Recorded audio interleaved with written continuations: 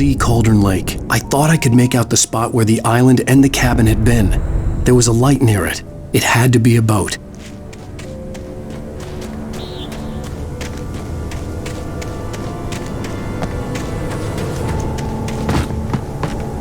I was close now. I had to get there fast. I dreaded what I would find.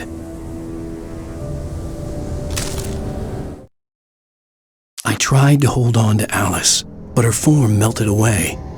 I was losing control. Dr. Hartman stood in her place. I wanted to hit him, but my arms were jelly. He smiled. It was a reassuring smile, and I hated him for it. I had to give you a sedative. Don't fight it. You went through another rough period. Right now, it's very important that you stay calm. We don't want you to have another episode. You're a patient at my clinic. Have been for a while now.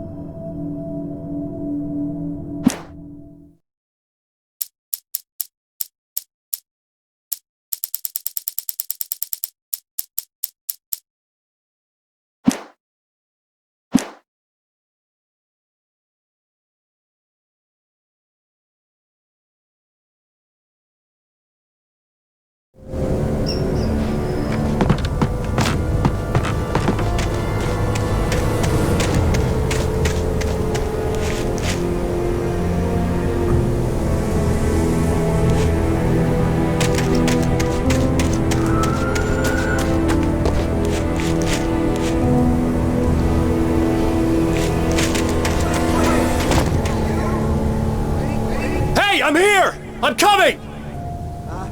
No! Get away! I'm sorry!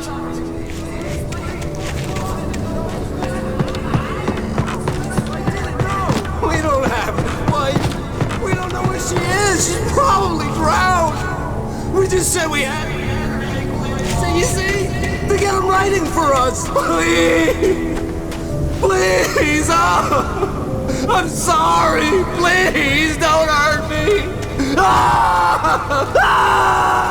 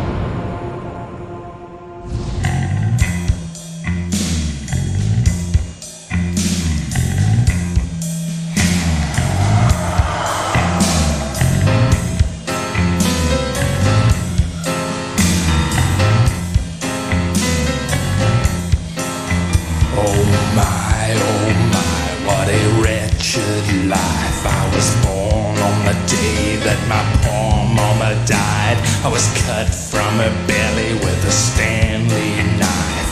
My daddy did a jig with a drunk midwife. Who's that yonder all in flames, dragging behind him a sack of chains? Who's that yonder all in flames? Well, jumped the devil and he staked his claim on me.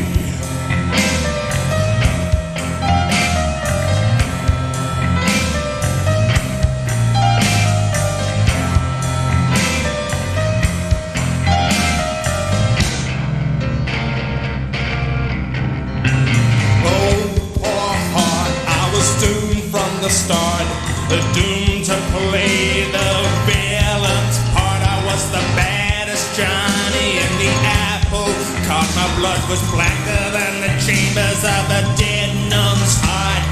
Who's that milling around the courthouse steps? Nail on my face to the hitching fence. Who's that milling around the courthouse steps? Up jumped the devil and off we crept.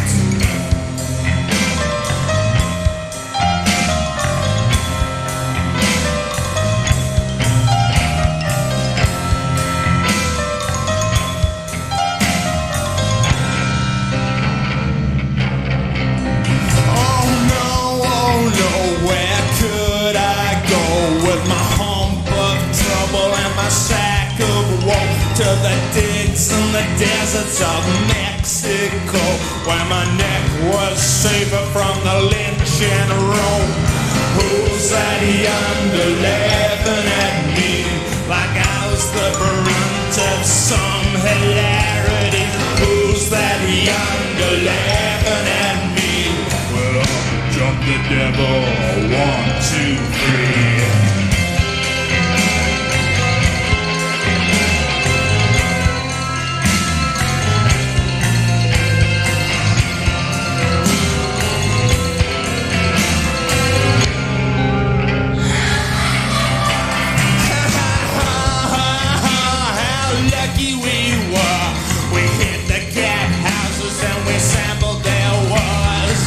We got as drunk as a couple of czars. That night I swallowed my lucky star.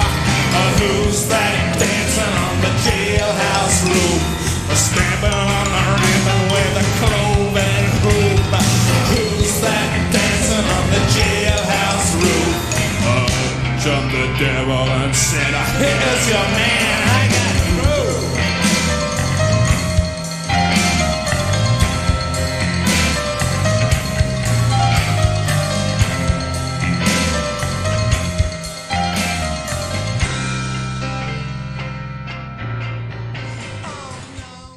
Previously on Alan Wake, I'm hunted by the law. Sheriff, Wake's running.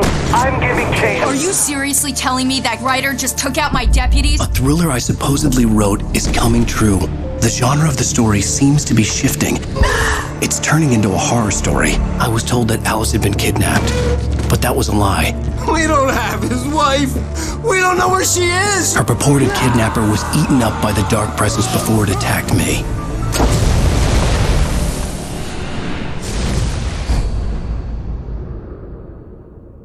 Alan, shh, baby.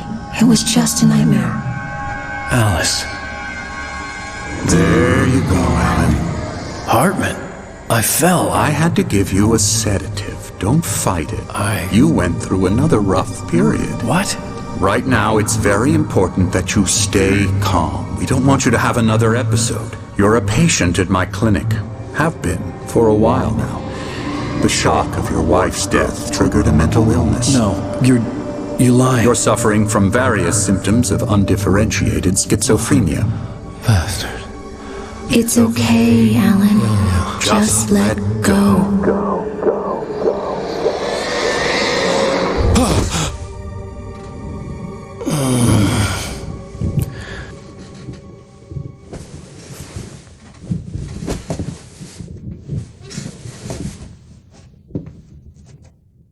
I felt groggy. Whatever Hartman had bumped in me was making me numb. I felt like this was happening to someone else. Someone I was watching on television. I couldn't think. Couldn't focus.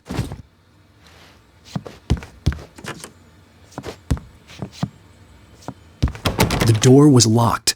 I was a prisoner here.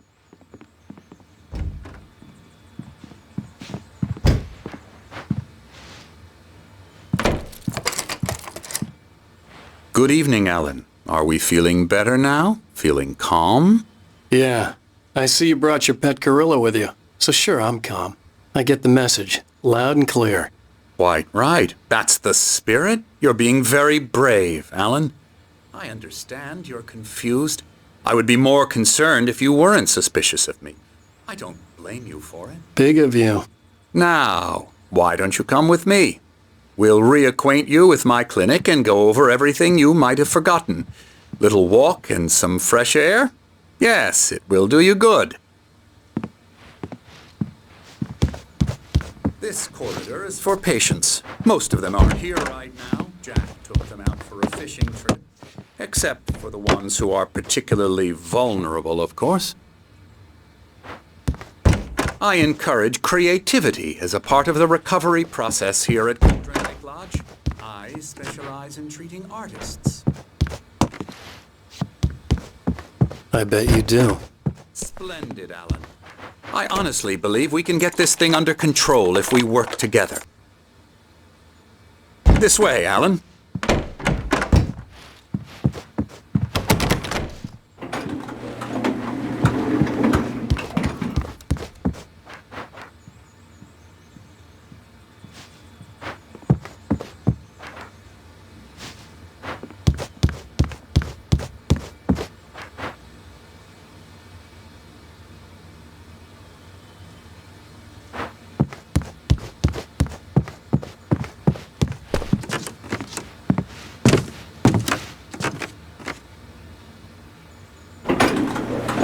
Alan, from past experience with you, I know I need to get right into the heart of the matter as quickly as I can after an episode.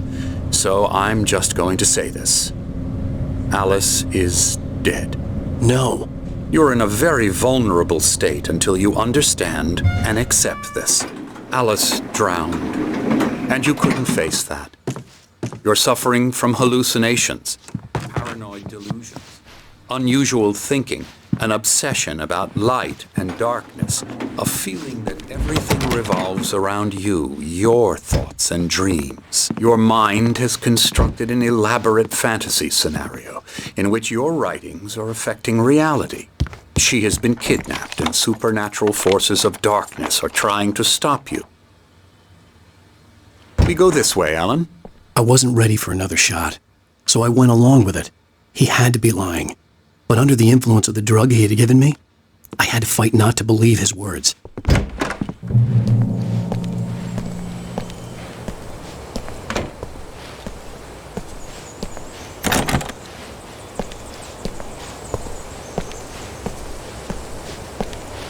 It's all in your head. You've been making it up. Apart from the tragic accident with your wife, no one has been killed. Your delusions are just a manifestation of your subconscious mind trying to protect you from the too painful truth. Unless we fight the fantasy, it will return. I know the instinct is to resist me, but think about it. Doesn't this make far more sense than the insane supernatural conspiracy you have concocted in your mind? You're a skeptic by nature, Alan. We both know this. Everything can be explained logically.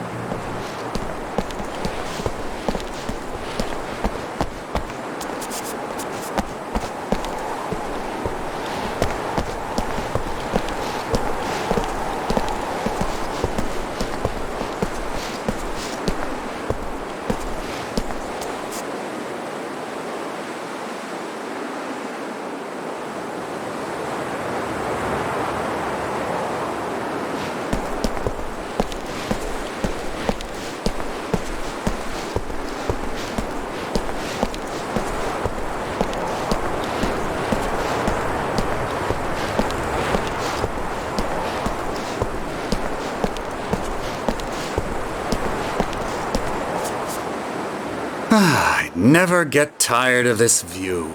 Very inspiring, isn't it? Cauldron Lake spread below us. I could see Mirror Peak on the other side of the lake. I thought I could make out the spot where Diver's Isle had been when I arrived with Alice. Now there was nothing but waves. It seems there's a storm coming. Funny, I don't recall there being a mention of that in the weather forecast. Well, no matter. This way. Follow me. Alan, what I'm telling you is good news. Right now, we're in control. Every time you have a relapse, it gets more and more difficult to resurface from the dark depths of your imagination. Not surprising, considering your profession. Imagination is what you work with. After all your nightmares, this should come as an immense relief to you. If it doesn't, why is that? Because I'm lying? Or because you don't want to admit that you're not well? It's very natural for you to think of me as your enemy. It's part of the illness. I let him talk. After all, Hartman I'm the one obviously trying loved to his bring own you voice. out of the world His words you've echoed constructed for madly yourself. inside my head. But I can't I dug my do it nails by into the myself. palms of my hands to stay You need focused. to work with me. Once you accept that, we can begin the journey towards your recovery. Come along. Let's go inside.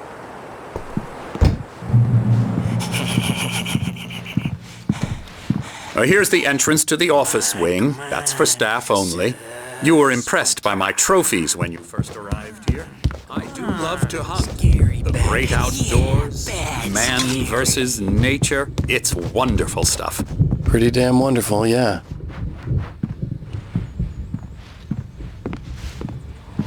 Scary, scary, scary.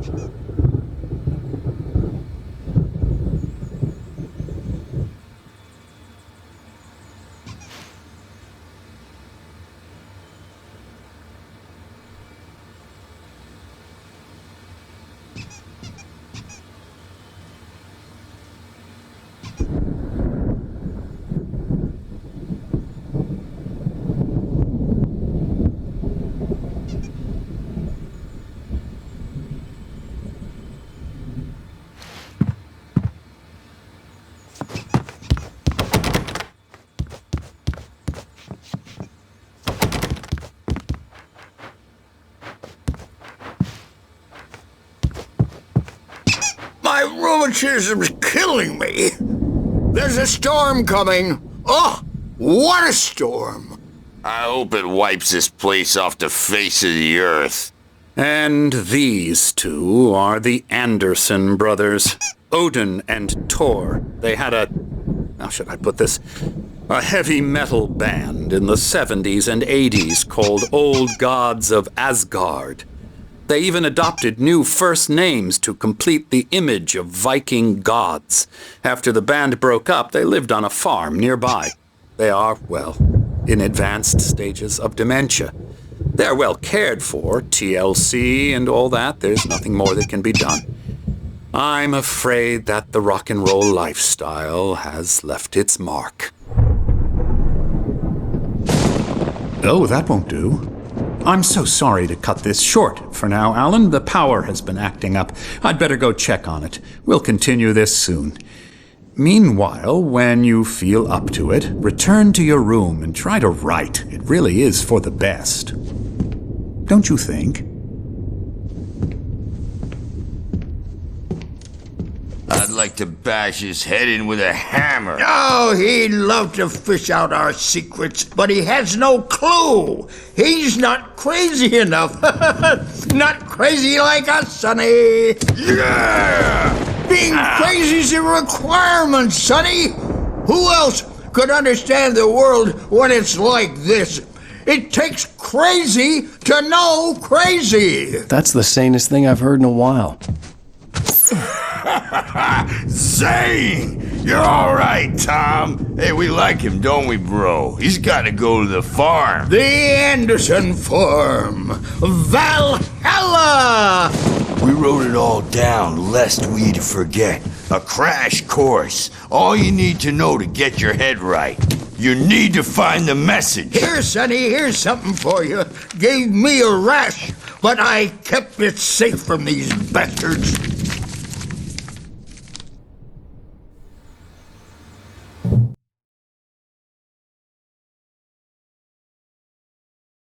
Zane could feel the poems, taking form, shaping things. As he experimented, he imagined he could almost feel the power surging through the keys of the typewriter. It exhilarated him. But there was fear, too. If not for his young assistant Emil, he would have given it up. But Emil convinced him otherwise. He, too, had a way with words. My head was clearing up, or according to Hartman, I was sinking back into the fantasy. I was convinced he was lying to me about everything. Crazy or not, the Andersons made more sense. Tom, you got any booze on you? Yeah, no. Sorry, we have guys. a stash of the special stuff at the farm. Our own formula, local ingredients. Medicine clears your head right up. Makes you remember like moonbeams on the brain. Oh, I just noticed. Leather patches on the elbows? That's not very rock and roll. Tom just lost is all. Baba Yaga got to him too, the damn witch. She used us all, taken from all of us. Took my thunder, the witch. And my ravens, what were they? Memory and thought, the hag. She took something from you too, didn't she? That's what she does. We're better off. This place, the lake, it gives you power. If you're a creator, an artist, a god. Nightmare shifted in their sleep in the darkness of the lake. Yeah, that's the one. She makes sure it comes out twisted and wrong. Just ask the lamp lady. She knows what happened to that other writer. She's been using you, boy, and you let her. You went and opened the door for her, didn't you? Now, it was already open a crack. And whose fault is that? We're morally corrupt, disease-ridden, old and stupid. Doesn't mean he had to open it all the way, goddammit.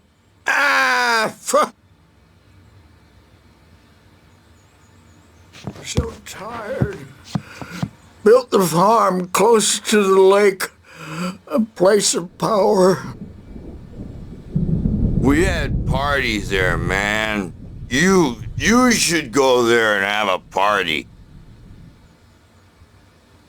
That Bob Balders threw the amp through the window. Hit that hippie chick in the back of the head. 15 stitches and a concussion. Bob's dead now. Leukemia. Stitches, snitches, and narcs, man. Pfft, bad scene. I am tired, man. So tired.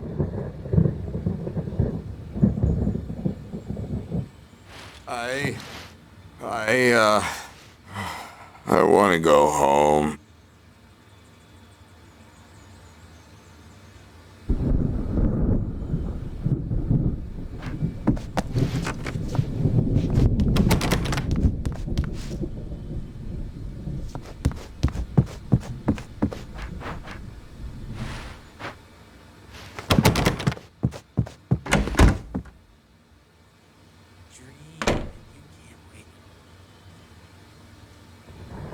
Dreams are only imagination. They're only in your head, and they're not there when you wake up. So you can't wake up because I'm in charge now, and I don't want to disappear. My nightmare is the publisher people who want to make a contribution so they can say they made a contribution. And then we end up with mullets in there because they think mullets are funny, but it wasn't supposed to be about mullets, and now it's about mullets. And when it's in slow motion, they call it mullet time because the numbers came back from marketing that mullet time is the hook we needed to go big in the target demographic. And they're not even kidding. They say it all like serial killers with straight faces and smiles. My nightmare is the writers who want to make everything from the characters to the toasters talk all the time and express their feelings so they won't shut up. And the writers won't shut up either because they have feelings too. And I have to listen to them because they're not scared of me. And everyone should just shut up. Shut up. Shut up. But I don't see nightmares anymore because I'm too scary for them. I take 2 pills every morning and 1 with every meal and 4 when I go to bed. And that makes me the scariest nightmare of all.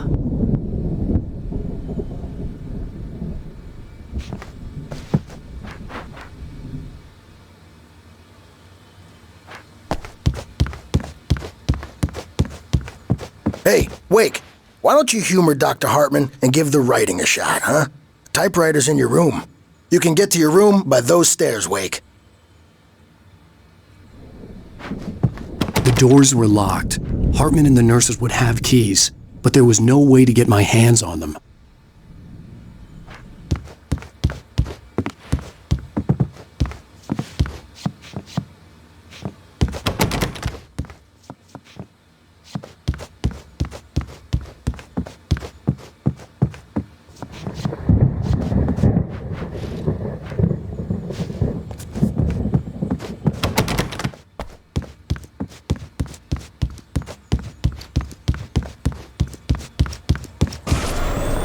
Something's wrong. I'm not myself. It's hard to think that there's a shadow inside my head. I can only focus on writing. Everything else is a blur. I'm trapped in this cabin. Have been for days, but it's always dark outside. My editor is real. I saw her again. She's not human. It's not human. A dark presence is wearing the old woman's face. She was covered in clinging shadows. There's a hole in her chest where her heart should be. I think I've made a horrible mistake. I don't think I'm any closer to saving Alice. It's been lying to me, using me to get the story it wants, and the story will come true. Hartman wanted me to write. I knew I couldn't, but I figured I should just play along for now. It was the only thing I could do with Nurse Birch watching me like a hawk.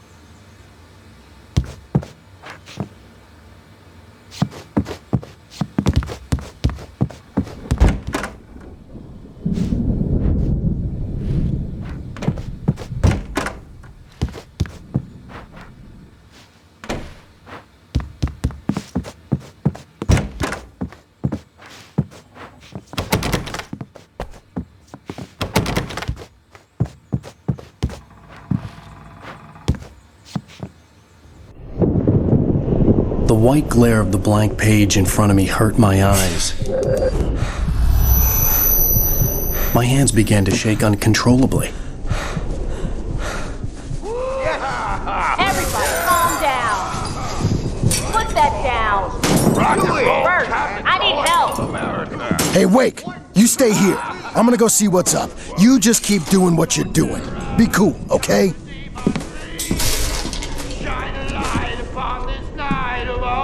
I didn't know what the chaos was all about, but it could be my only chance of getting out of here. Where the hell did I don't know.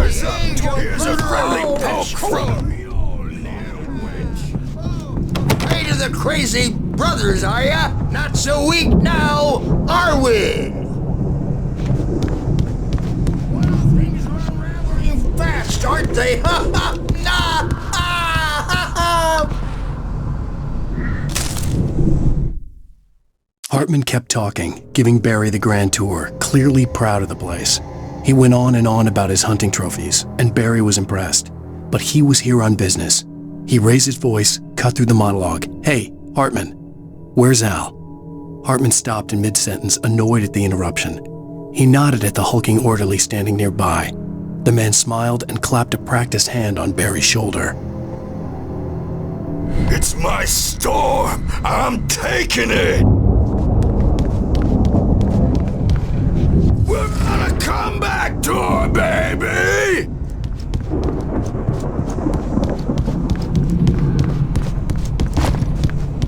Hammer's Way will have its say! Rise up in their name! Sinclair looked bad. That wasn't a love tap. The crazy old fart hit her hard. And if she was one of Hartman's goons, she had it coming. I could get the key to the office wing from Sinclair. The backstage is all yours, Tom. I had to get to Hartman's Seize your office. destiny. He had taken all my manuscript pages. That's where he'd been keeping them. Come out and face the music, Birch. It's time to pay the piper. Maybe you could come out and beat our wrinkled, adult, diapered asses for it, since you're so tough.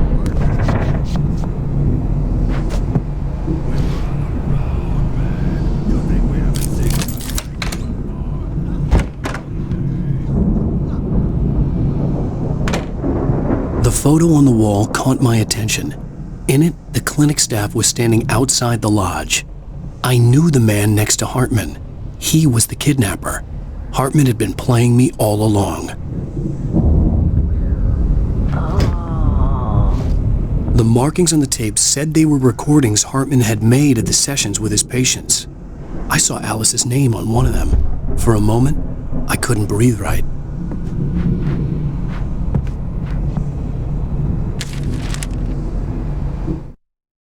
Hartman wasn't happy. Mott could see it in his eyes. He quickly lowered his own. He had made a mess of it, and he knew it. The shame of failure was hard to bear. He hadn't expected Wake to say he needed more time, and he blurted out 2 days, less than Wake had asked for to show him who was in charge. But that wasn't part of Hartman's plan.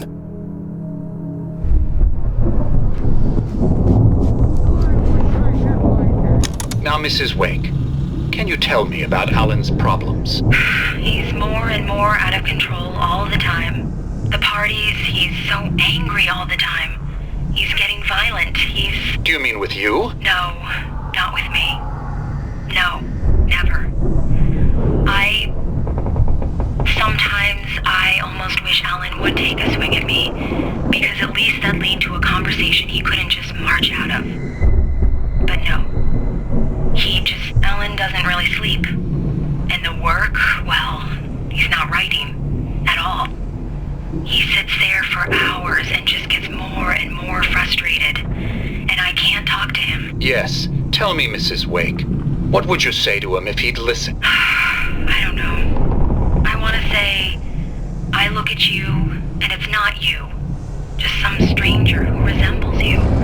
Looking out from behind your eyes, and I don't like that guy much. And now it's all gonna go to hell. But you don't ever say this. No. I've tried, but he's not listening. He's too deep in his own problems, always going on about something else.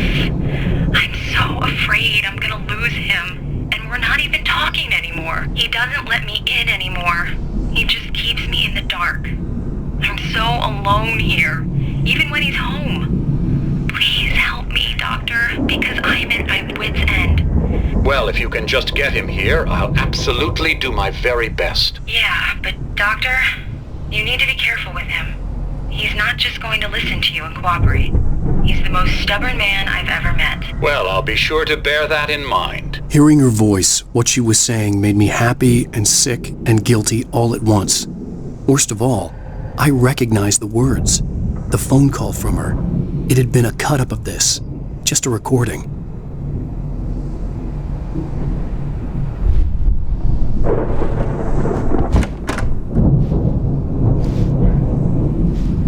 Let me out of here! Martin, do you hear me? I'm gonna sue your crazy quack ass to shred! Seriously! Do you have any idea how much trouble you're in? I am famous! I represent a celebrity! They'll be looking for me! Oh, that's how you want to play it? Is that how you want to play it? Really? Okay, that's how we'll play it! It'll be hardball! All the way! Seriously, man, I'm willing to forget the whole thing if you let me out now. Just let me out! Hey, you think I can't hear you out there? I hear you just fine. What, is this how you get your kicks, Hartman? I knew you were weird. You got that weird guy look. If you're one of those nurses, I'll double what he's paying you, okay? Do you have any idea how much I make as an agent of a best-selling writer? A lot. Is a personal check good? Barry? Ow! About time! Barry, man, am I glad to see you. We need to get to Hartman's office. It's right next door. You okay? Yeah. I mean, no! The cops found me at Rose's trailer, but they didn't hassle me too much. I'm obviously a victim in this, and I demanded to be treated as such. Or else I'd sue their asses. Speaking of asses, that vet gave me a real hard time, but I had no clue where you were. That guy's crazy, Al. But he let me go, and then I get a call from Hartman, that son of a bitch, who tells me you're here and I should come pick you up, but when I got here, 2 goons clobbered me and stuck me in there. What's with the cutout? I stole it from the diner to piss off Rose after what she did to us. That'll teach her. Yeah, that's a harsh punishment. Come on, pal, we gotta get going.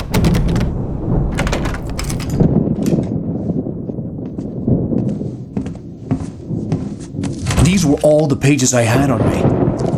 And more.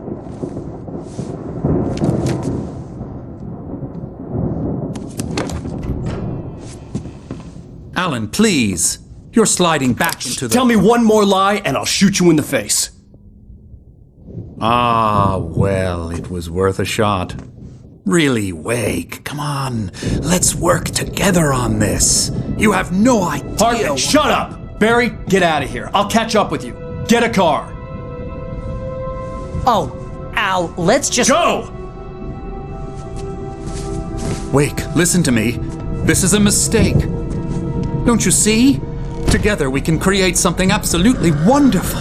With your ability and mine.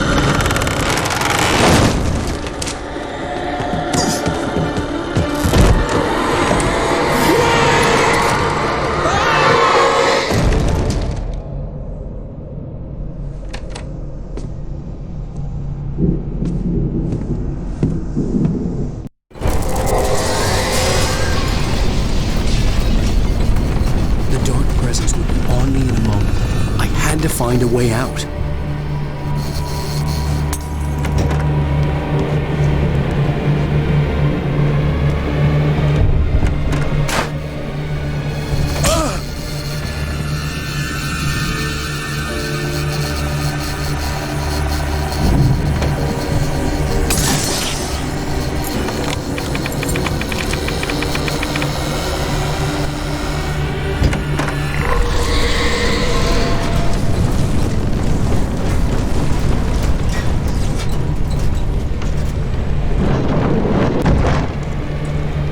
I needed light to get the possessed bookshelves out of my way.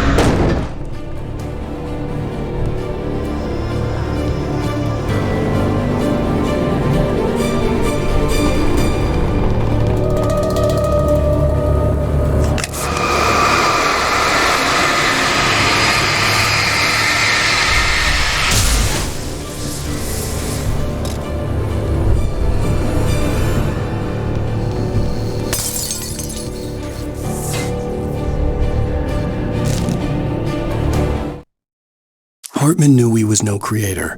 He had no ambitions on that front, and he certainly didn't want to end up like every artist he had worked with here, damaged in ways that were hard to describe, or worse. It was enough for Hartman to maintain creative control and provide direction, to be a producer. That was what most of these people were in need of anyway. Of course, suitable subjects were few and far in between.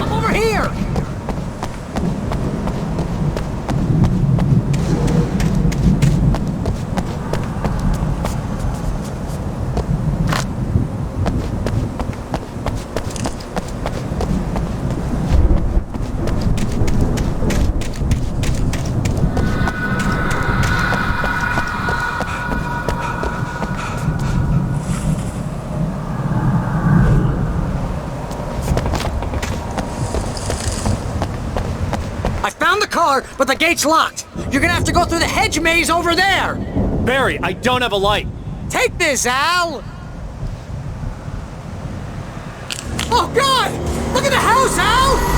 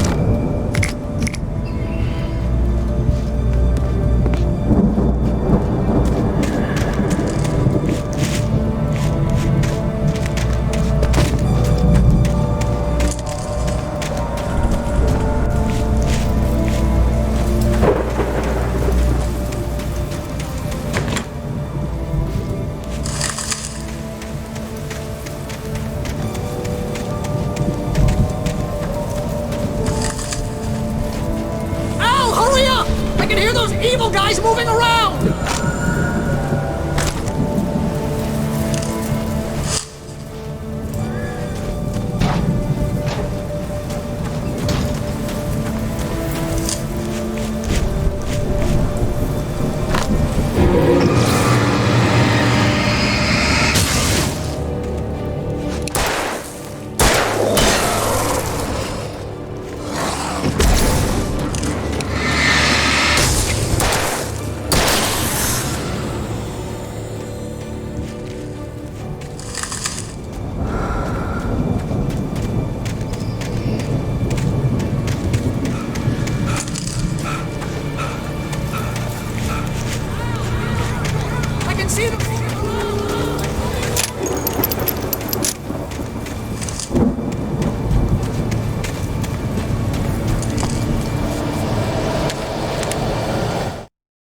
I stared at the Viking paraphernalia that littered the area surrounding an unlikely centerpiece. A full-size stage complete with an impressive sound system with all the trimmings, including a dragon. It took a special kind of crazy to build something like this in a remote field. When the sky split open with a deafening boom and the music started blasting, it felt strangely appropriate.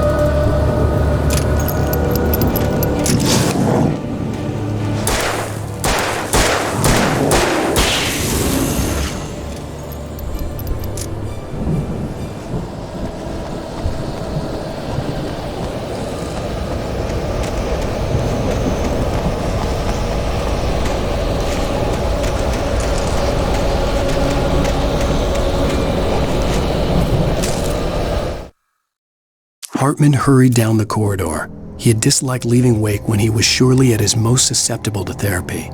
But this was not an ordinary storm.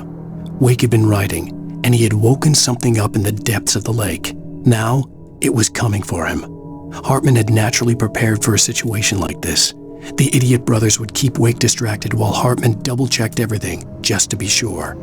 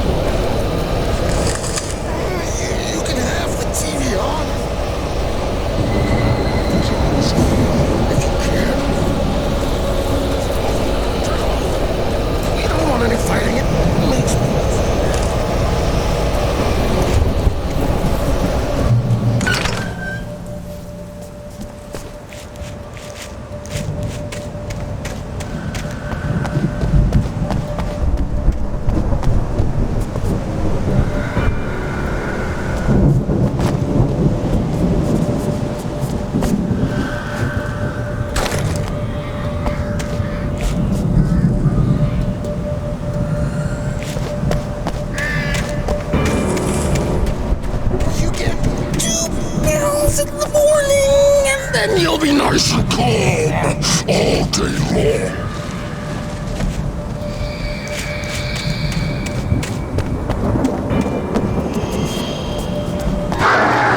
You get 3 bells in the evening.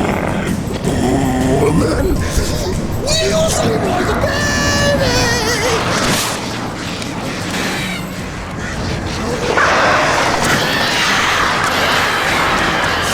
Light seems to be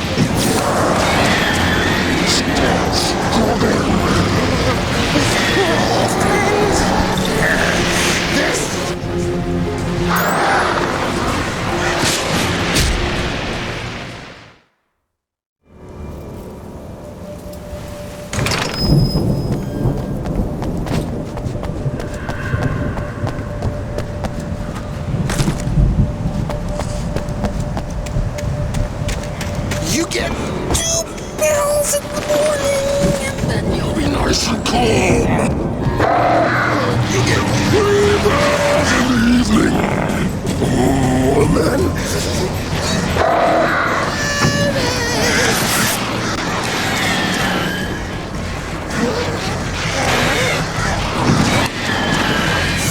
Like seems to be...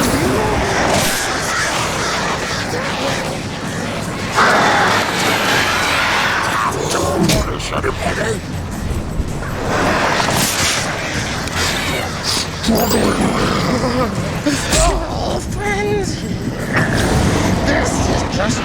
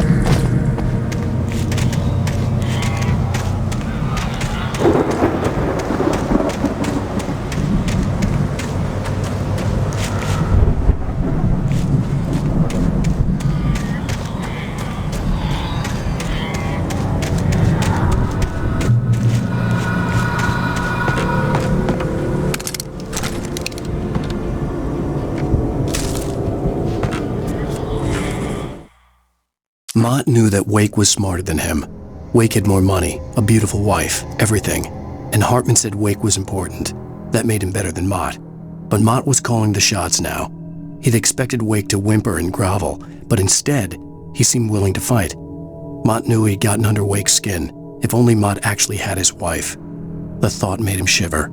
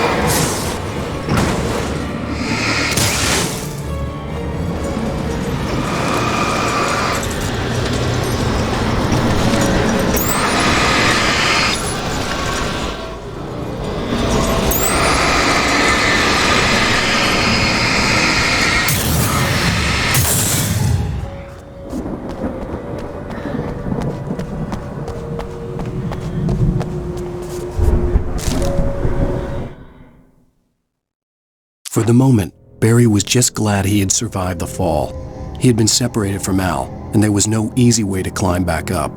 He told himself he'd be okay in the gloomy forest at night. He would just have to wait for a while for Al to find his way down. Barry turned when he heard the heavy footsteps and saw the movement. The man-shaped shadow lunged at him from the bushes, an axe held high. Barry screamed and threw up his hand. The world exploded.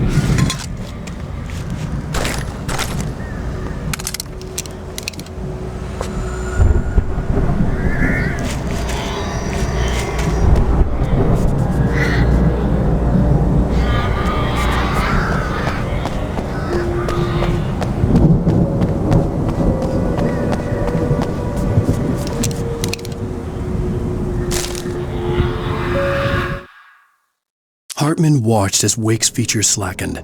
The man was bullheaded, no doubt. Even lying on the bed, he'd almost broken Hartman's nose the second time. But with a little time, he could break Wake down, give him proper direction. Wake was easily the most promising subject he had had. Well, since Tom, really. "Sleep well, Alan," Hartman whispered with a smile. "Let me take care of you." He sniffed hard to clear his throbbing nose, swallowed blood, and barely tasted it.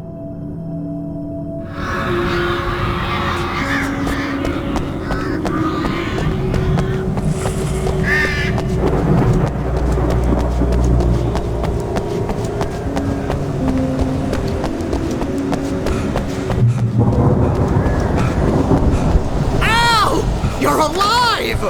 Let's get out of here. Can you open this gate? Maybe. Barry! Well, I slammed it shut when the nasty showed up, and the key fits kind of loose in the lock, so, Barry! I'll find it, don't worry about it!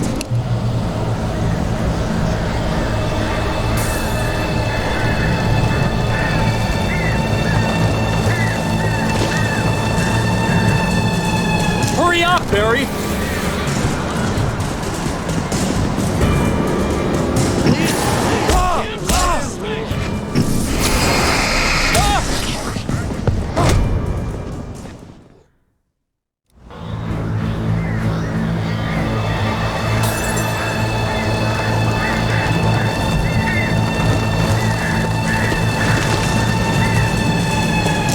luck, Barry.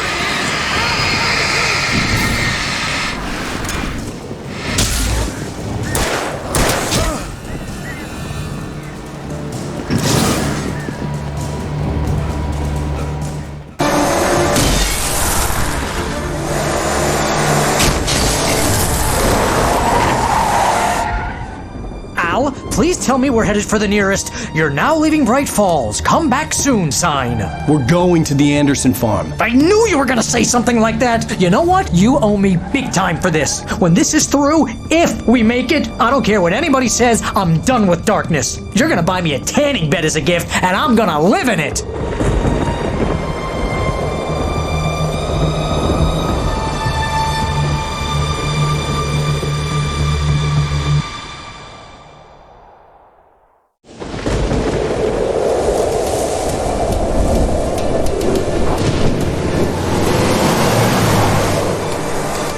I'm crazy, but that's fine, Barry.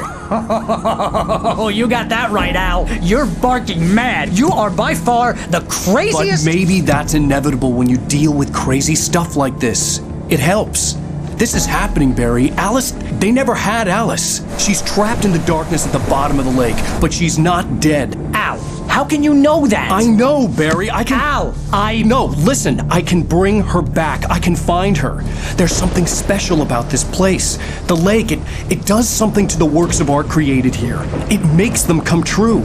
But there's a catch. The dark presence, whatever that thing is, twists it to its own ends. That's why all of this is happening. It's using my manuscript to take over everything. Al, I believe you. It happened to Thomas Zane before, it happened to the Andersons. I believe you. Crazy or not, you're not delusional. Weird shit's going down. That's a fact. I'm on board, man. I'm with you. The Andersons knew about it, but they were too far gone to tell me with all the drugs they were on. But they wrote it down. There's a message somewhere at their farm, Barry. We just need to find it. Look out!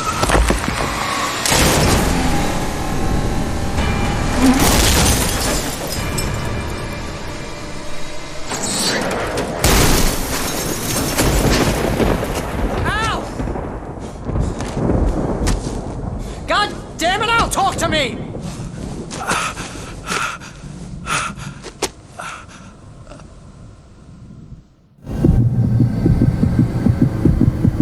I had lost my gun in the crash. Barry was nowhere to be seen.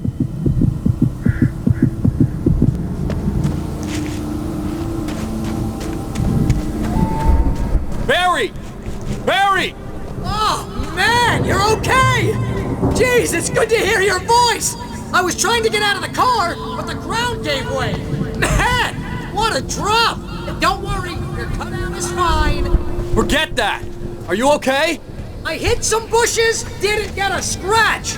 There's no way you can climb down. It's like a sheer wall.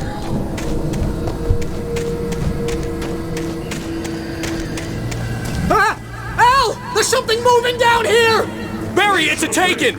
Use a flare, Barry! Yeah! Barry, are you alright? I'm good, Al! I'm great! Guess you never messed with anyone from New York City before, huh?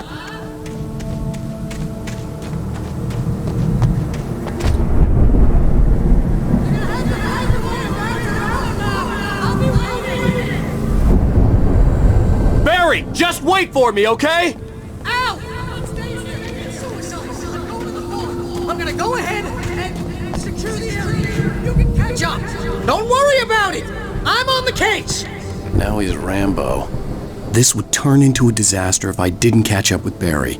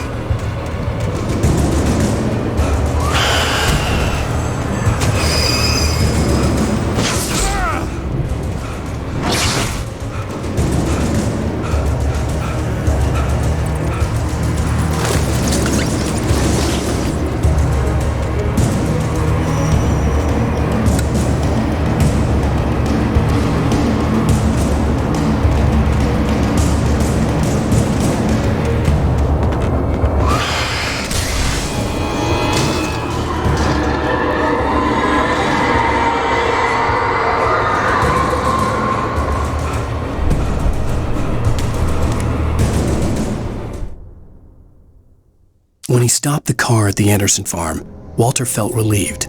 Oblivion was close at hand. The brothers wouldn't miss a jar of moonshine or two in the booby hatch. But then he saw the man on the porch, and he knew who it was. Driving for his life and knowing it was useless, he didn't realize he was crying until he couldn't see the road for the tears.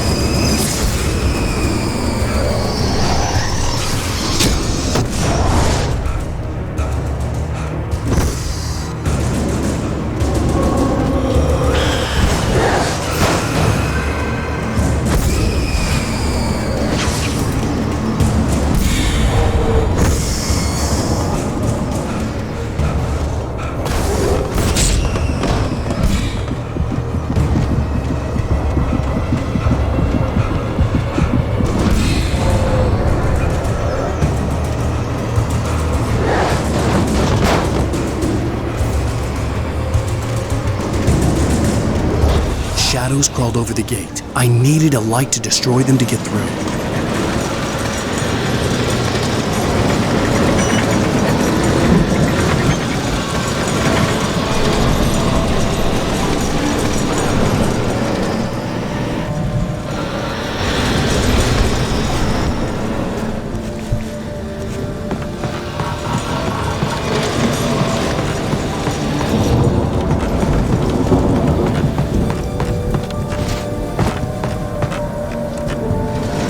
I hoped there'd still be a working generator somewhere around here to power up the old lights by the gate.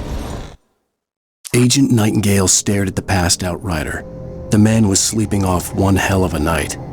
Nightingale felt a stab of envy at Wake's oblivion, but he had a job to do. He put the gun to Wake's head and almost became a murderer. His hand shook and his throat felt tight and dry. Biting his teeth, he tried again to pull the trigger. He lost the nerve. Wake stirred. Nightingale would have to settle for an arrest.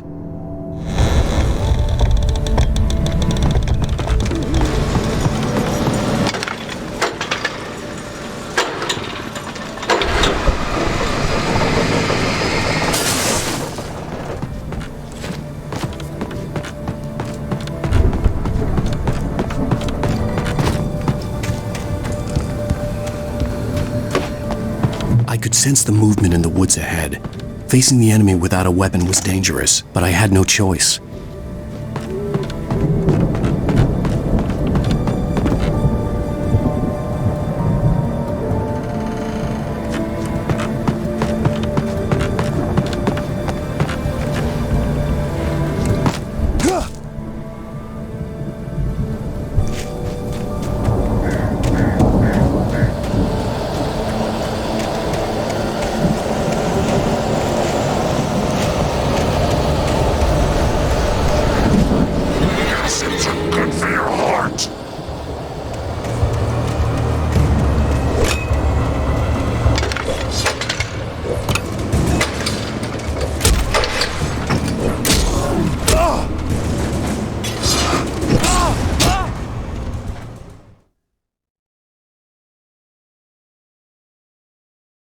I could sense the movement in the woods ahead.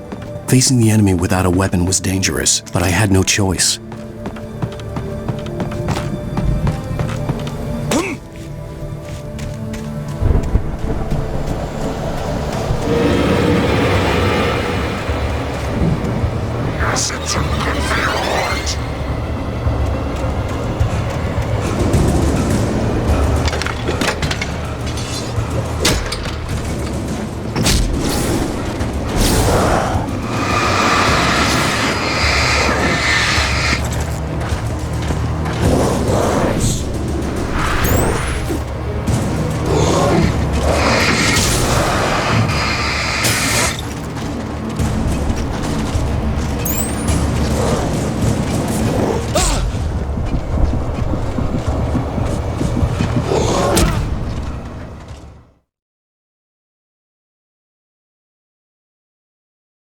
I could sense the movement in the woods ahead.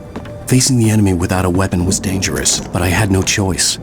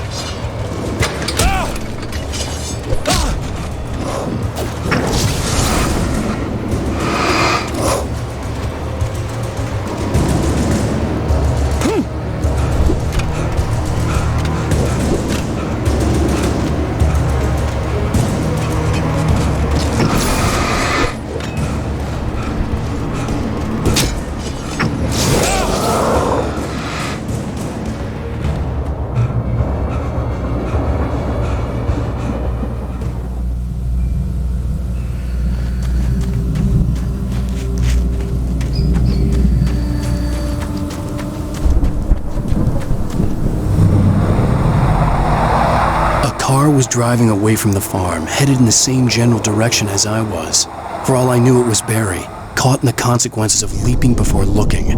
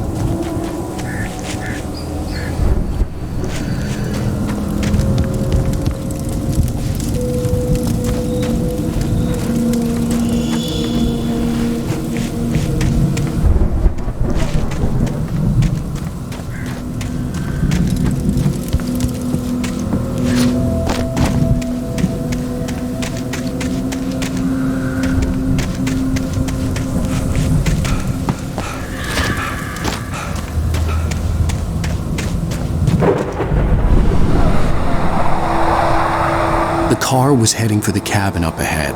It wasn't far. If it was Barry, I would see the damage soon.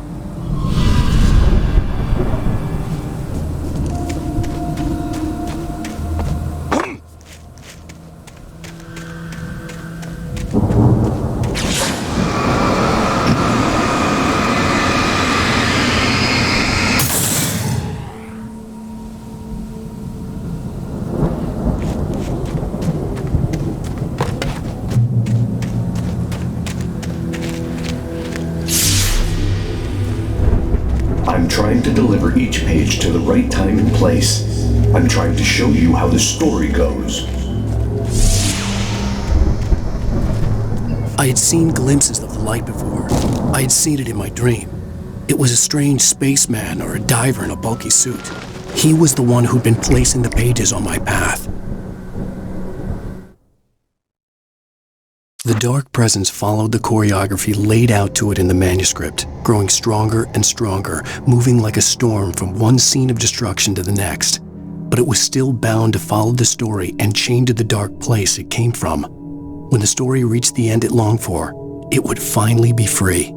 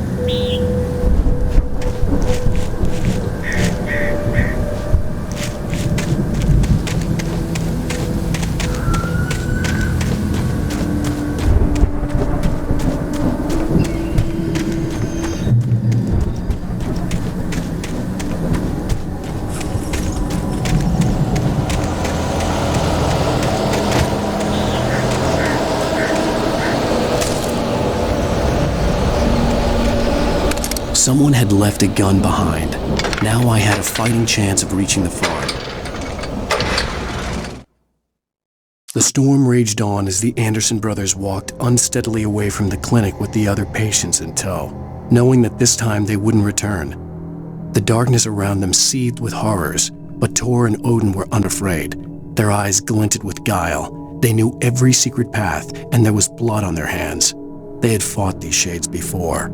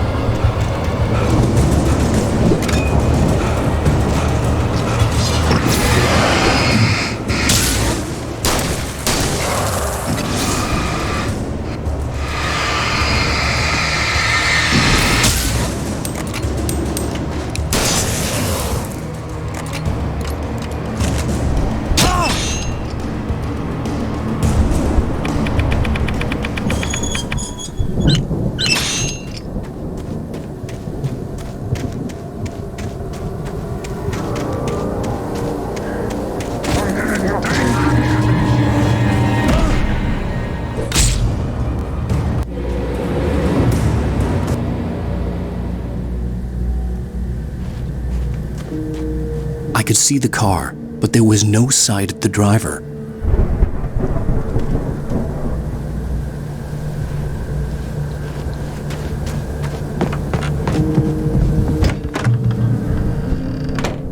Hello?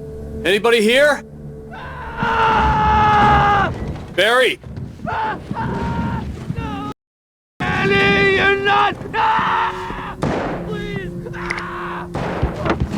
What are you? No, don't! I'm sorry!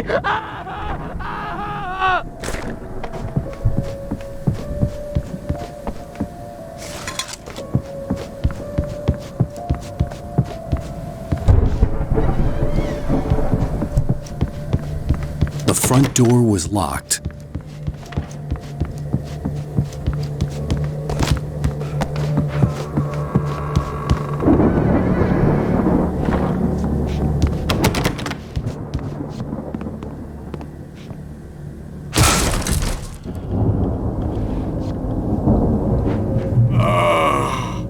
I know you.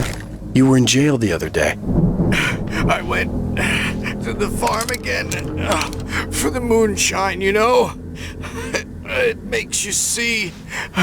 They're not gonna miss it.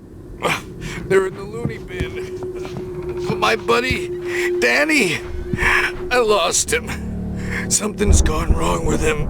It's not him. Like a real bad follow-up to a real good movie. The best friend's suddenly the bad guy who wrote this crap anyway.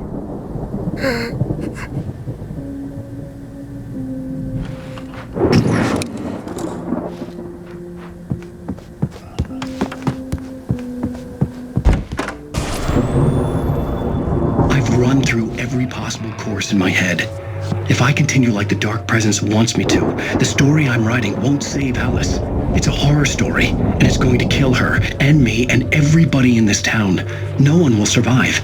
Darkness will consume everything. This is what it's wanted all along. It will be free, unstoppable. It used Alice to get to me, dangled her in front of me to keep me going. It was never going to release her. I'm going to change this. I'll escape. I've written myself into the story. I'm now the protagonist. This feels like a terrible risk, but it's the only way to save Alice. I'll be bound by the events of the story just as much as anyone else who's been woven into it. The story must stay true for this to work. There have to be victims along the way, near escapes, cliffhangers. In a horror story, it can't be certain that the hero will succeed or even survive. He almost has to die. I'll write my own escape into the story next. I need help. Zane's going to be the one who will help me. I'll make it happen.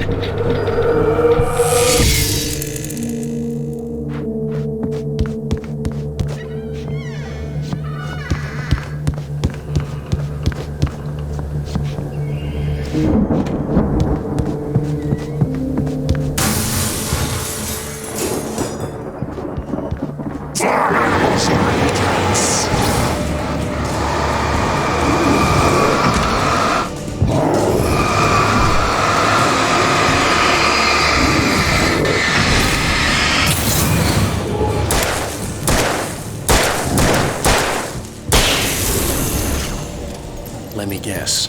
Danny, huh?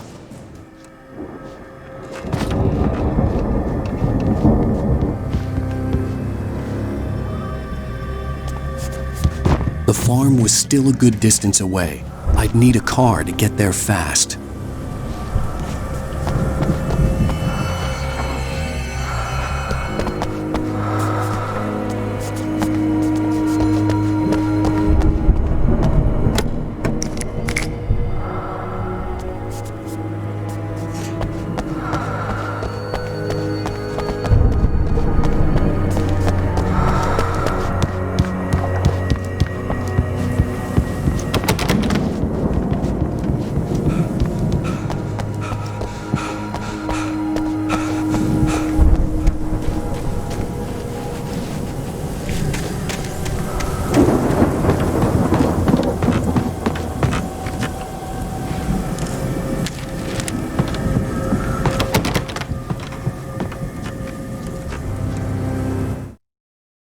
For a moment, Hartman considered strangling the idiot. Mott was mean-spirited, but easily manipulated, an emotional infant who lived for his approval. Wake, by contrast, was a far more difficult subject. Mott had given him too much leash. In 2 days, who knew what could happen? Hartman would have to find a way to rein him in, and quickly.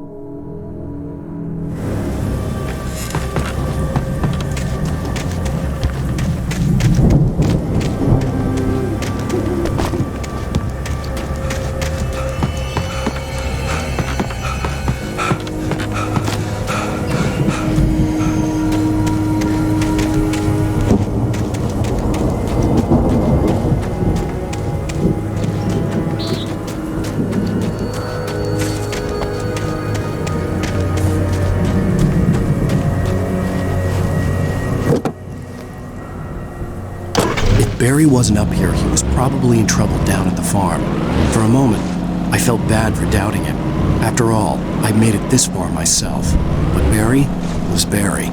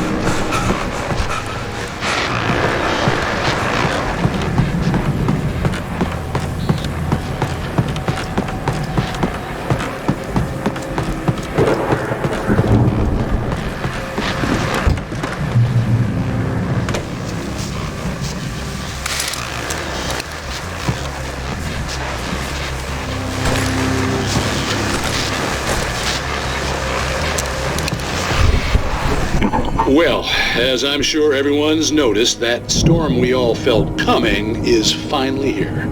The boys at the Weather Service reckon it'll last until morning at the very least. Pertaining to that, let me read that missing persons alert again. The Sheriff's Department's still looking for a Caucasian woman, 30 years old, slim and blonde with blue eyes. She may be lost in the woods, and it's possible she's been injured in a car accident. If you see her, please make sure you get her indoors and call the sheriff. It's bad weather to be caught out in, so if you see someone in the area who maybe looks a little confused, give them a hand, all right? This is Pat Main on KBF FM, hoping you're all safe and warm tonight.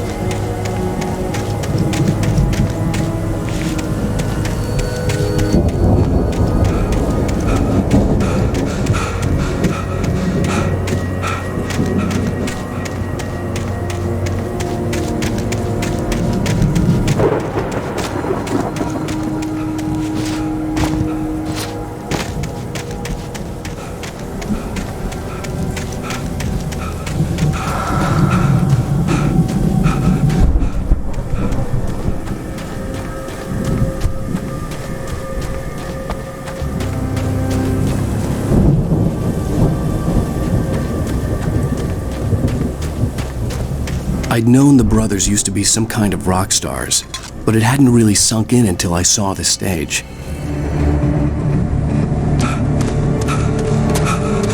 Al! Run! Incoming! There's too many of them!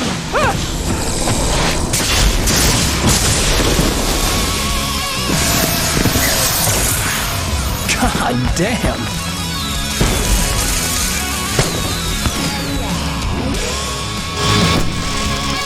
I'm so glad you decided to go it alone, Mr. Bronson.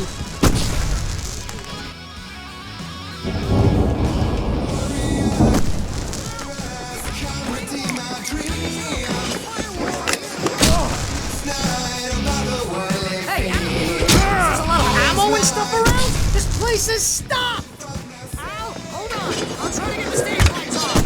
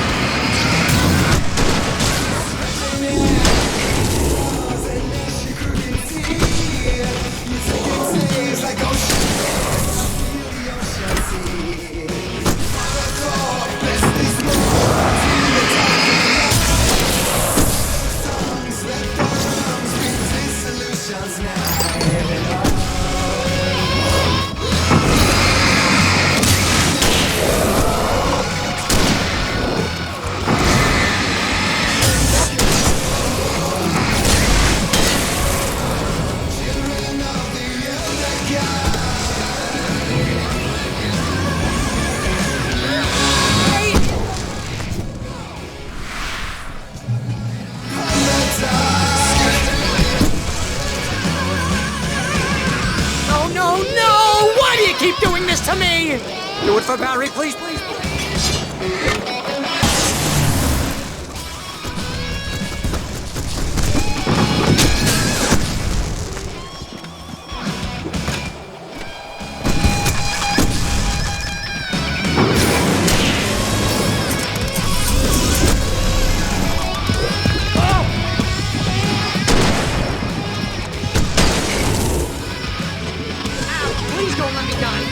Although if I buy it, this is pretty much out. Rock and roll!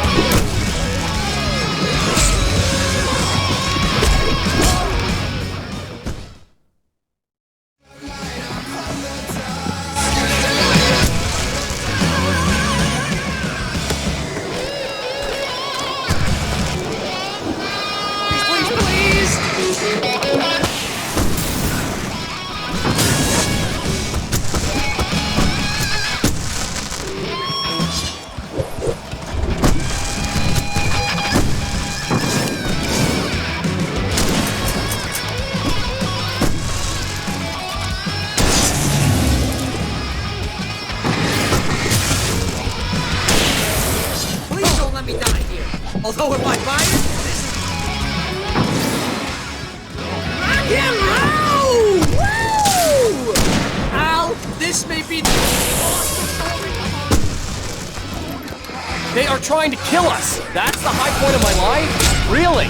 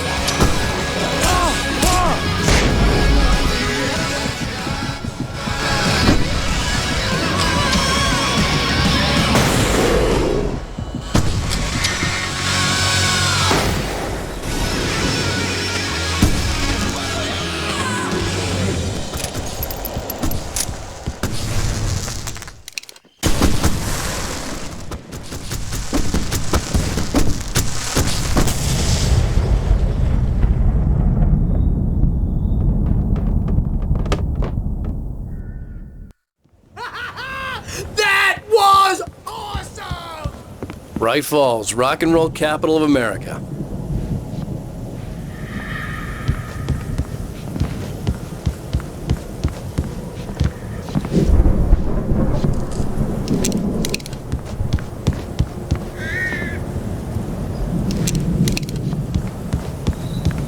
Hey, Al! This way to the farm!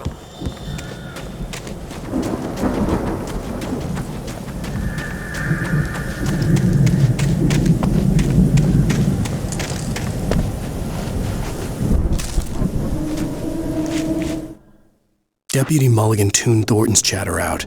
He didn't think riders were particularly useful people, and a huge manhunt for one struck him as idiotic. Certainly not worth the missed opportunity for coffee and pie. It wasn't even clear what the man had done, except run from them at the trailer park. Mulligan knew he wasn't alone. The sheriff's patience with the Fed was running out.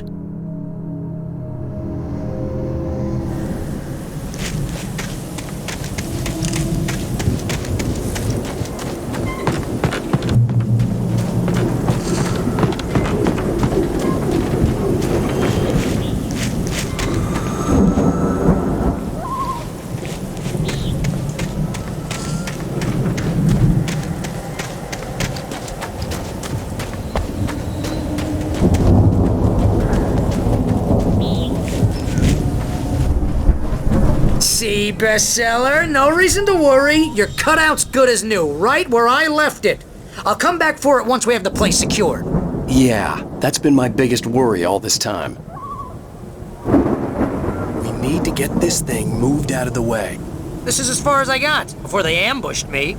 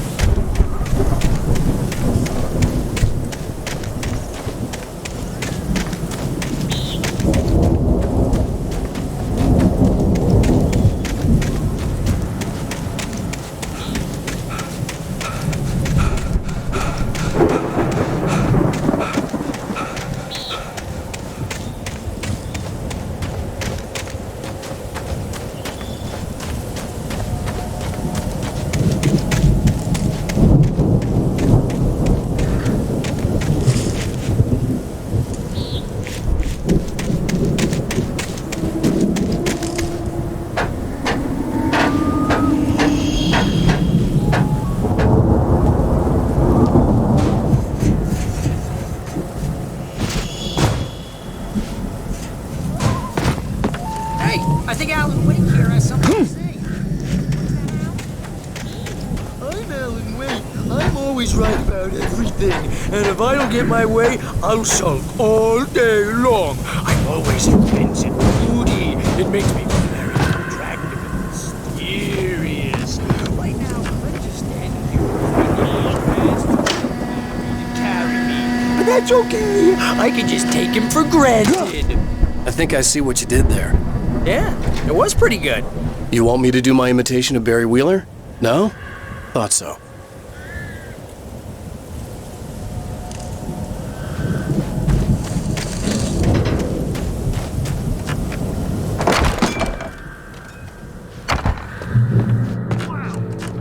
You look at that thing, Al! They really went all out with this Viking crap, didn't they? Look at all this stuff! They must have done okay for themselves, so how come I never heard of these guys before? Sleep. We all spend a third of our dreams in its soft embrace, somewhere between fantasy and oblivion. Remember when I got you that gig? But your dreams first have a real way of writing forcing job, what got themselves you into started? waking life, Was this one of or your vice episodes? versa. In Night Springs. Tonight's episode, The Dream of Dreams. That's by someone else. We join Mr. Jones as he explores the endless dreamscape, only to be brought to a sudden stop by a decidedly mundane situation. A long line of people. Hey, Jones, right? Listen, we're gonna have to wait until His Highness over there is good and ready. Oh, wow. Who's that? You don't know him? What are you, new? He's the guy dreaming us. Well, not just us. He dreams everything. All of this. But wait, Wait, no. I'm the one who's dreaming. I'm asleep. Isn't this my dream? Oh, yeah. Sure. Get real, pal. You're just another dream. I'm a dream. You're a dream. The weirdo in the diving suit is a dream, and the girl made of smiles and sunshine is definitely a dream. But I'm pretty sure I'm dreaming this. Well, maybe you're a really confused dream. What am I, a shrink? All I know is I'm going with the smart guys, and they say that's the guy doing the dreaming. Right there. I don't know what that means. It means we keep him happy. No sudden falls. We make sure he has his clothes on when he goes out in public. No chases where the monster is nipping at his heels and he runs like crazy, but his legs don't seem to get him anywhere. None of that.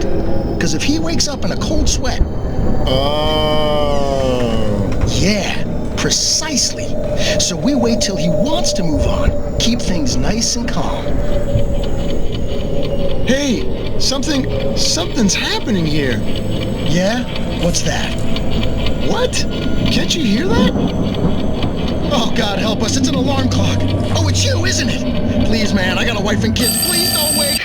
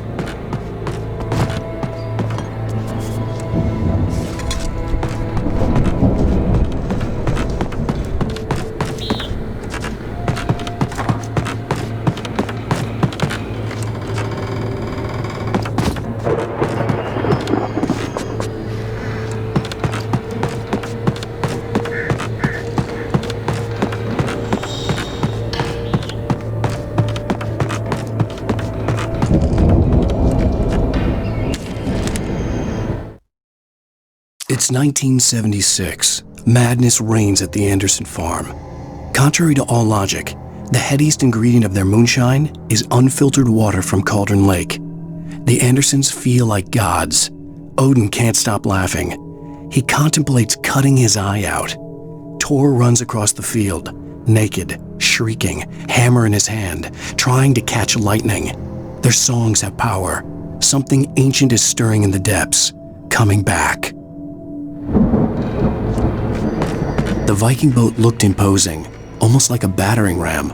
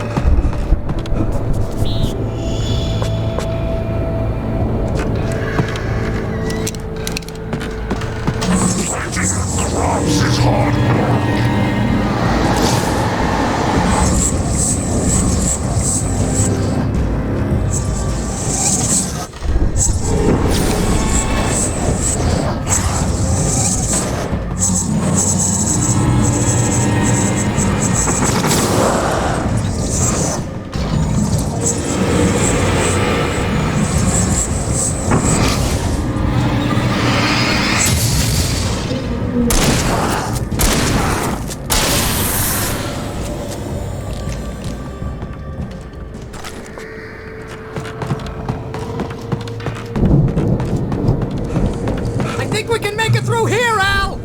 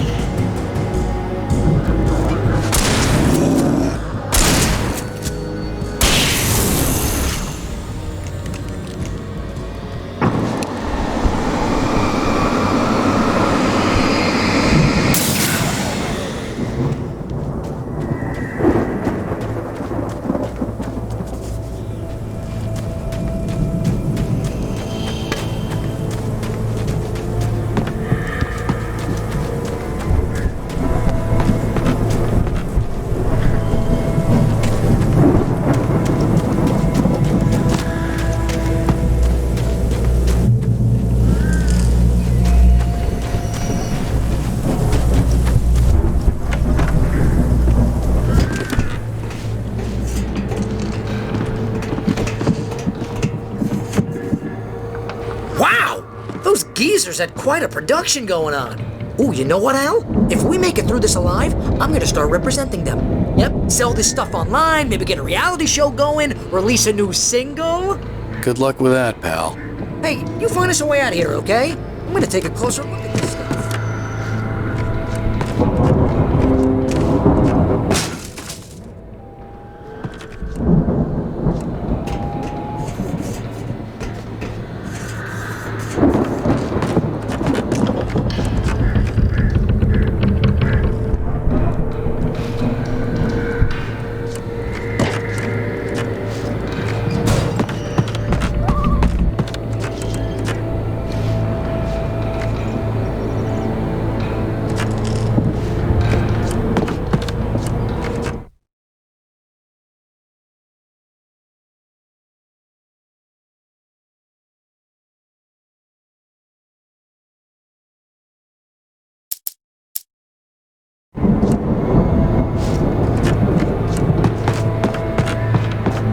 Be careful, Al!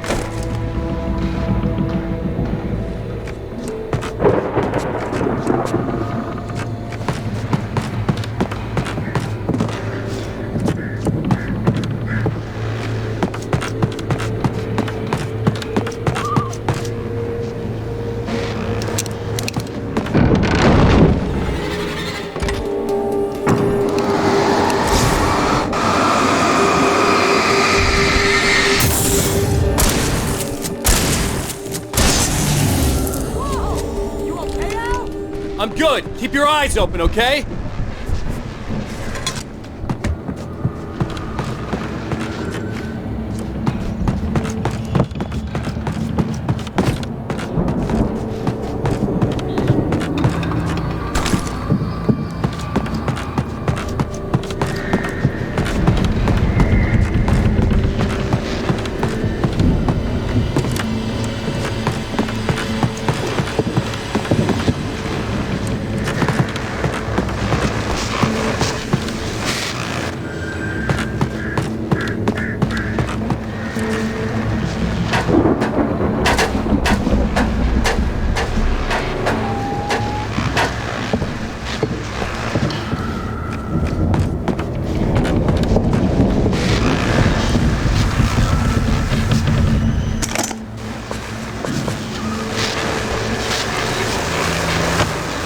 As you regular listeners know, I tend to work through the night, but I'm not the only one.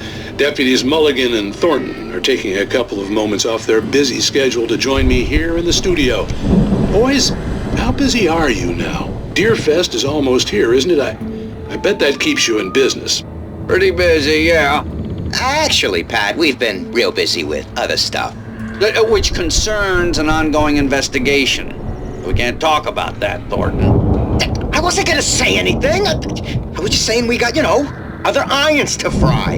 And how would you compare your workload to last year's? Things have seemed relatively peaceful to me, but people do tend to get a little wild this time of year. Oh, it's wild, Pat. It's pretty wild. There's been all sorts of trouble this year. Vandalism, fighting, public disturbances. A lot of people gone missing, too. Yeah, it's pretty much the usual stuff, Pat. Just, a lot more of it. Now, is it just me, or does Deerfest get wilder every year? People seem to be more drunk, at least, or they start earlier and younger. Oh, it's definitely not just you, Pat, but... Definitely, Pat. Hey, I'm talking here, Thornton. Oh, shoot, I lost my train of thought. Not just me. Oh, yeah, it's wilder, Pat, but actually most of the trouble seems to be coming from grown men. People who ought to know better, Kids are doing fine this year. Well, that's nice to hear at least. Boys, I want to thank you for stopping by. I'll let you get back to your patrol. Sure thing, Pat. Yeah, sure thing, Pat.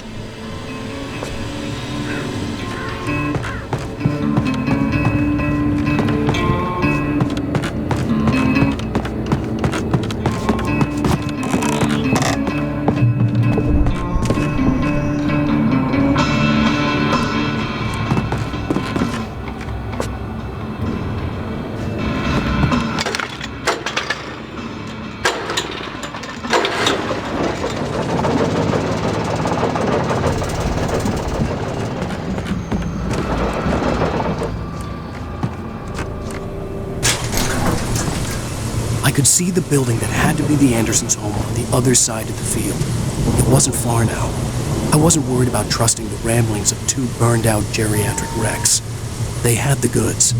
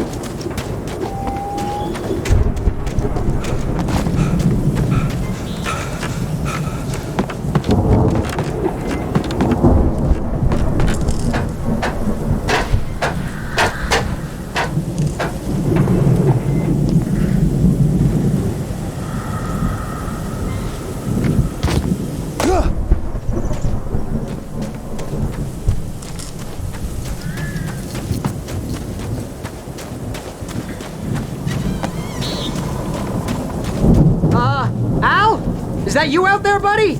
Yeah, it's me. Hang on. I'll try to find a key to get the door open. I had to find a key to get Barry out.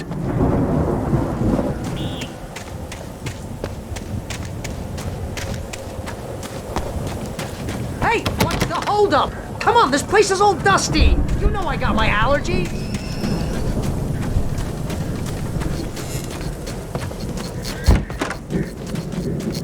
Come on now, open the door already. Seriously, I don't like it in here.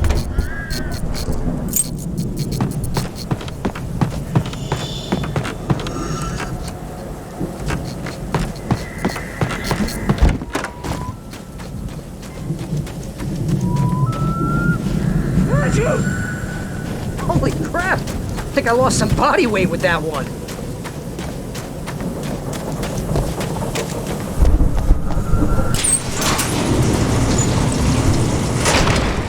Hey, let's go, man.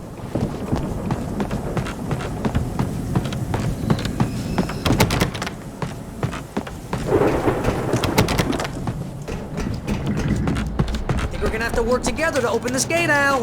Looks pretty heavy.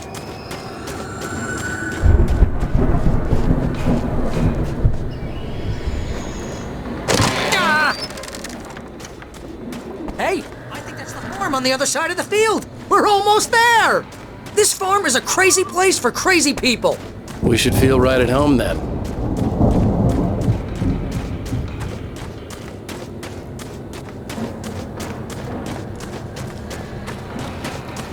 Come on, one more gate. Let's do this thing.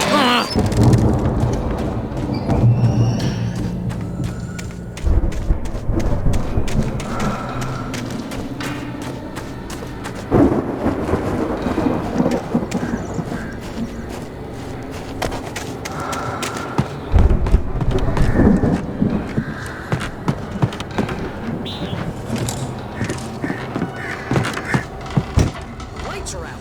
Guess we better check the fuse box.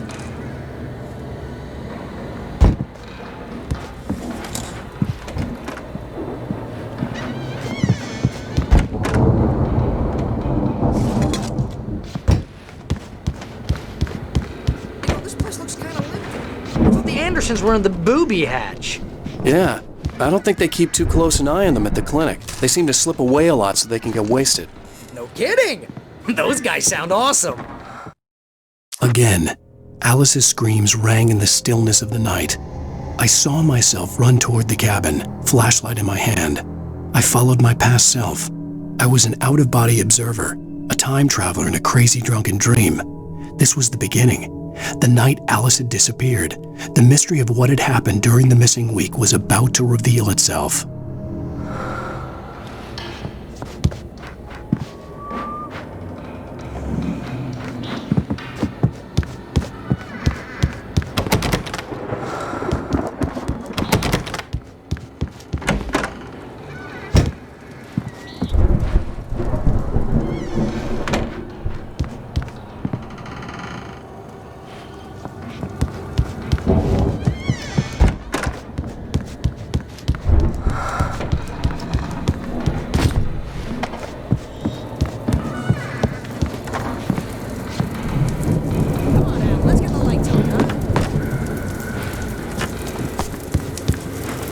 The power downstairs was out, but I was sure I could fix that at the fuse box.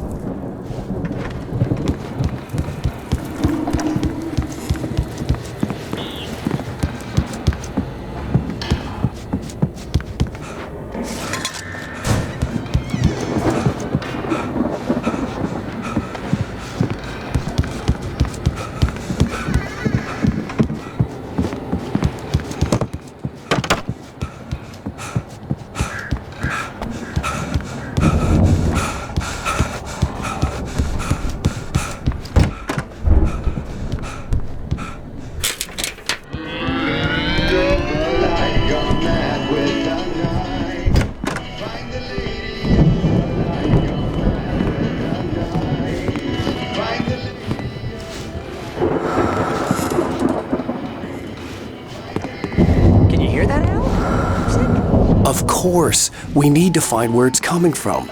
That's the message the Andersons talked about. That's the whole reason we're here. Lady of the Light? Oh, that's gotta be what's-her-face, the crazy lamp lady from the town.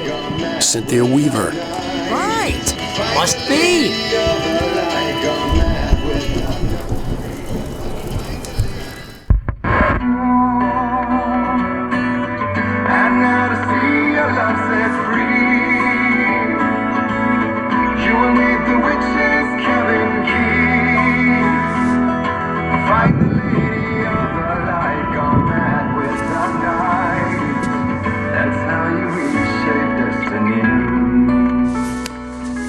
Okay. We need to find Cynthia Weaver. We'll stay here for the night and head back to town as soon as it gets light.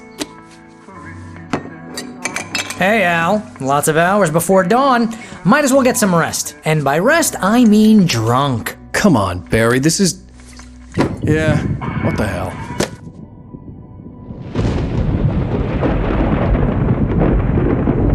Listen, Al. I'm sorry about Alice. No, seriously, because I know we don't get along, but we're gonna find her, right? And even though you're a crazy bastard, I'm gonna stick by you, no matter what, ever, Al. Sure, you're like a brother. I'm a writer, goddammit. Correct. If I just wanted to, I could write 10 books a year. And they'd be the best books that year. No, you couldn't. That's right, I couldn't. But I could, because I'm a writer. What?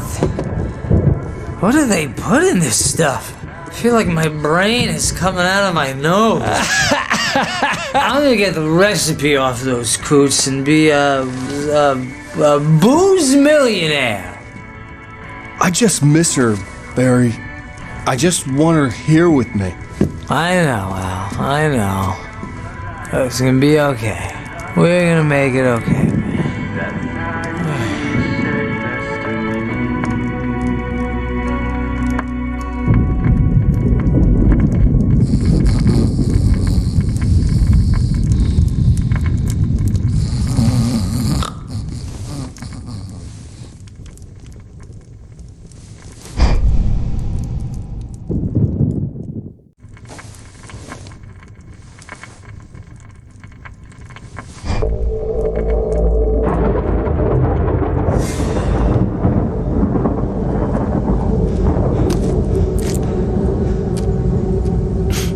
Damn it.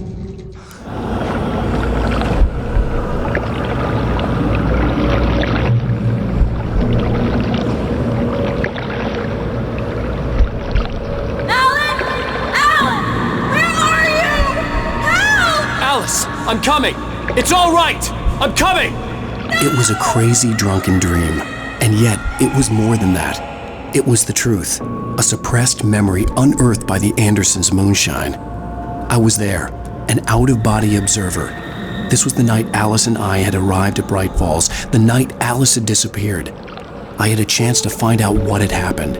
Whatever power had brought me back to this night at the lake was also stopping me from leaving. I had no choice but to see it through, to find out what had happened. I remembered being surprised to see the cabin dark. Alice would have never turned the lights off.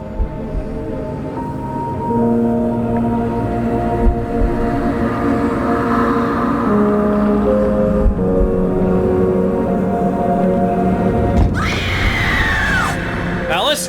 Alice!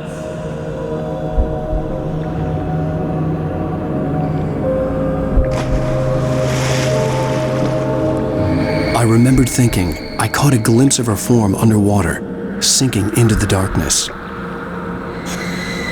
Diving after her was the last vague memory I had of that night. After that, the next thing I could remember was waking up behind the wheel of the crash car and finding the first pages of the manuscript.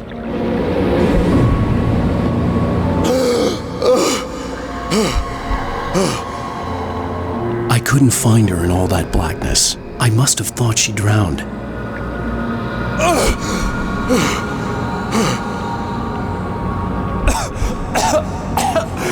Alice! Jagger had Alice, and so she had me. Alice!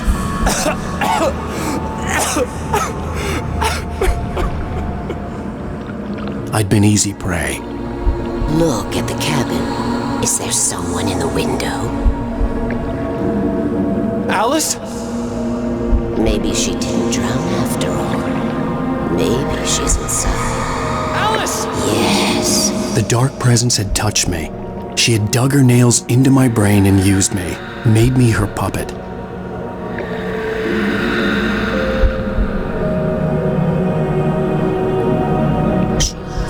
Somewhere. Maybe upstairs in the study. Alice! Yes, that's where she is. You can apologize. Alice! Laugh at the whole thing together and put it behind you.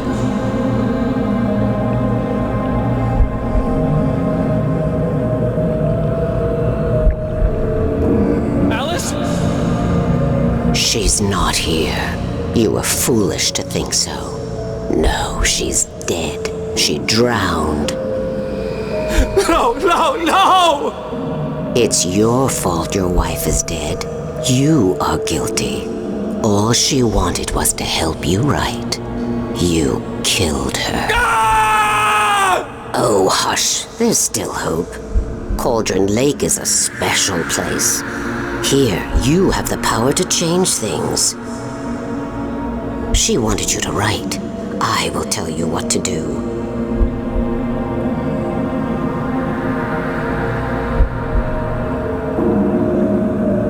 You can write her back.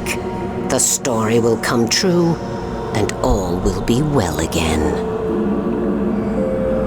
She had Alice, and the manuscript was the ransom for her.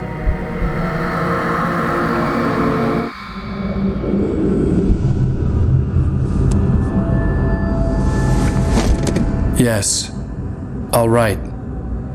I'll fix it. I'll bring her back.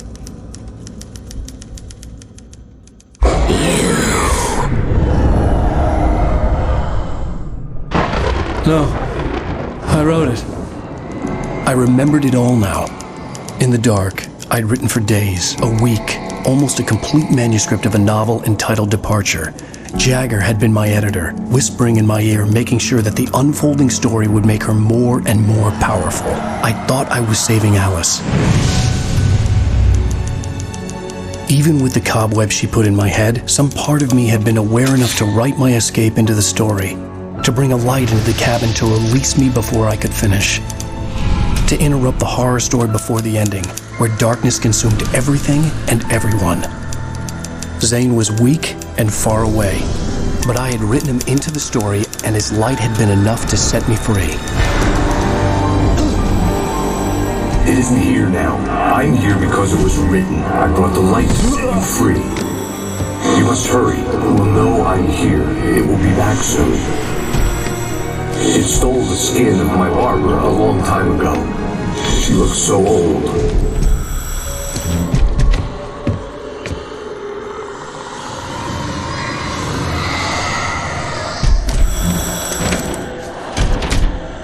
I had woken up, confused and groggy, my mind consumed by darkness and fear. All I could do was to escape.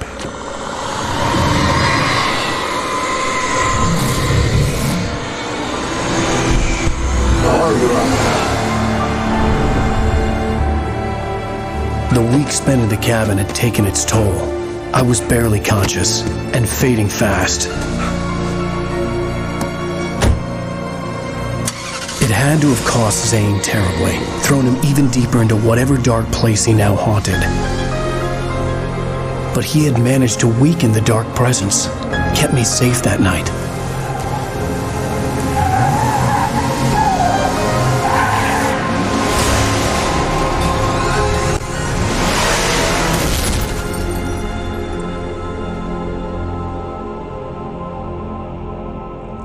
I wrote it. It's my fault. That's right, James Joyce. It's your fault, and you're gonna pay for it.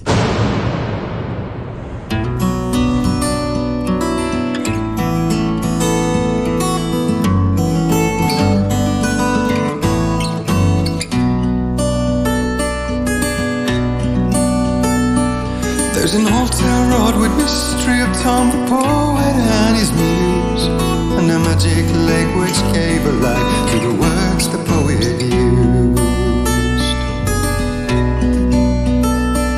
Now the muse she was his happiness, and he rhymed about her grace, and treasures deep beneath the blackened waves.